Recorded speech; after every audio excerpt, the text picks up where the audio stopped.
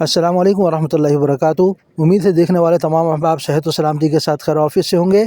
آج صبح 9 بجے ہماری محمدی مسجد سے روانگی ہے بوربن کی طرف، اور ہمارے تمام ساتھی اس وقت بالکل تیار ہیں، گاڑیاں آ چکی ہیں، اس کے لیے بالکل تیار ہیں۔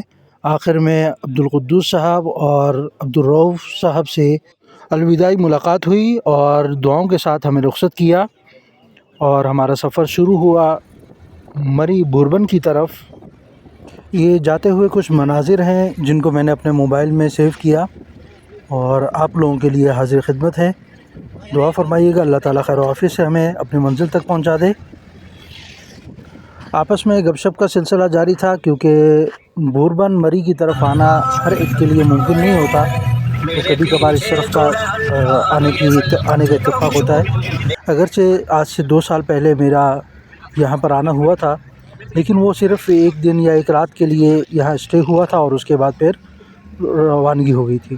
اب الحمدللہ امید یہ ہے کہ کچھ دن ہم یہاں رکیں گے، اور ایک اچھا موقع ہے۔ اگرچہ یہ ہمارا جو سفر ہے ایک تعلیمی یا تربیتی سفر ہے، یقیناً جب اس طرح کے مقام پر آپ جاتے ہیں تو پرفضا مقام کے اندر آپ کو سیکھنا بھی اچھا لگتا ہے اور پڑھنا بھی اچھا لگتا ہے، اور اساتذہ موجود ہوں گے، دیگر لوگ موجود ہوں گے جن سے ہم کچھ نہ کچھ سیکھ بھی رہے ہوں گے، اور پرفضا مری کے موسم کا انجوائے بھی کر رہے ہوں گے، جس طرح میری اسکرین پر آ رہا ہے، آپ دیکھ رہے ہوں گے۔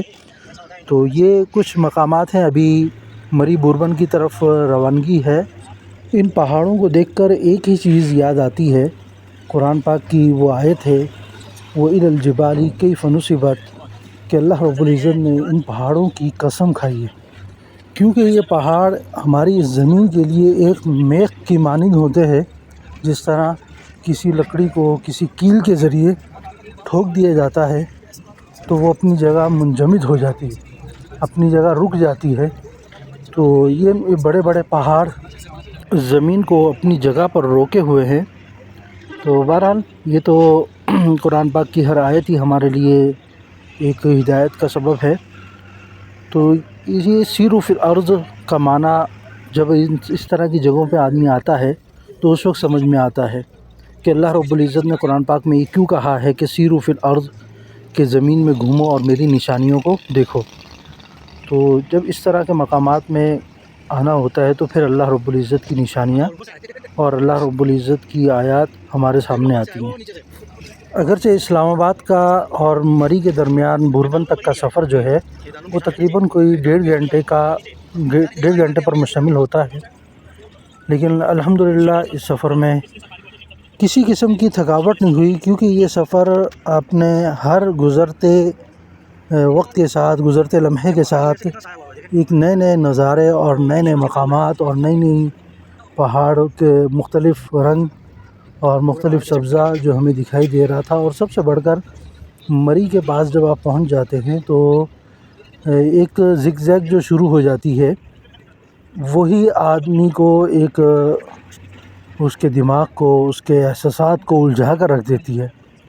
تو بہرحال ایک اطراف میں گزرتے بہترین قسم کے یہ درخت اور یہ وادیاں اور یہ لمبے لمبے درخت، جس کی جو عموماً ہم اپنے علاقوں میں نہیں دیکھ پاتے۔